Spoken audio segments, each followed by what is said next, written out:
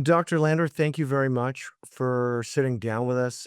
We know the budget's being released. We know there's a lot of focus on affordability, housing, and economic growth.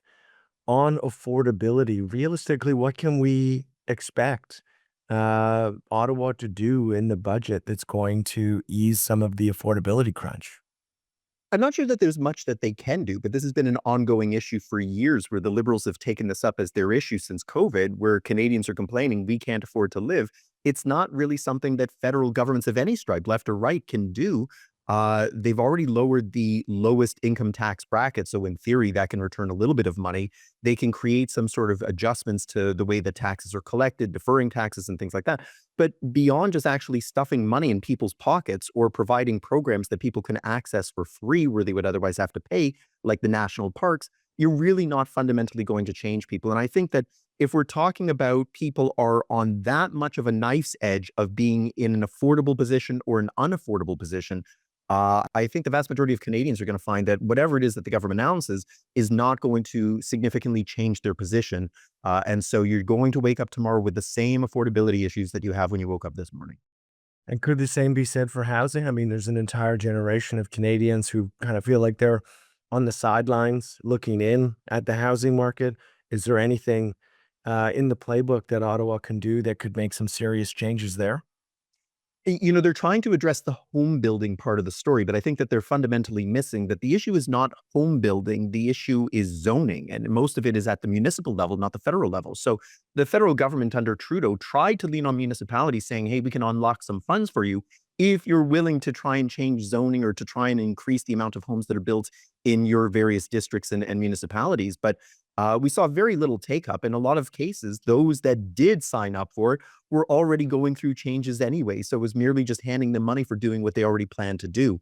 The people that were resistant to it didn't change their policy any. And so I don't think that's really going to change things. I think that an important number to highlight is since the turn of the century, housing on average is roughly 4 times more expensive than it was at the turn of the century, but incomes have only doubled. There's no way that you can address that. If you expect that housing is going to fall 50% so that they now match up, you're out of your mind. And if you think that somehow Canadians are going to double their incomes in the next 3, 4 years of this government, you're also out of your mind. So we're probably talking about an entire lost generation.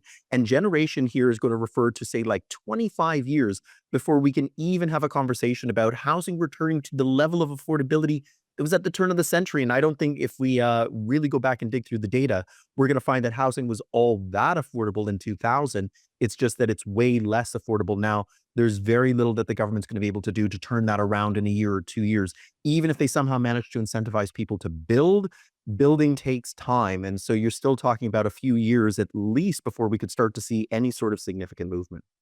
And on the deficit, I mean, we're looking at potentially the second largest deficit with the exception of COVID. Is this sustainable?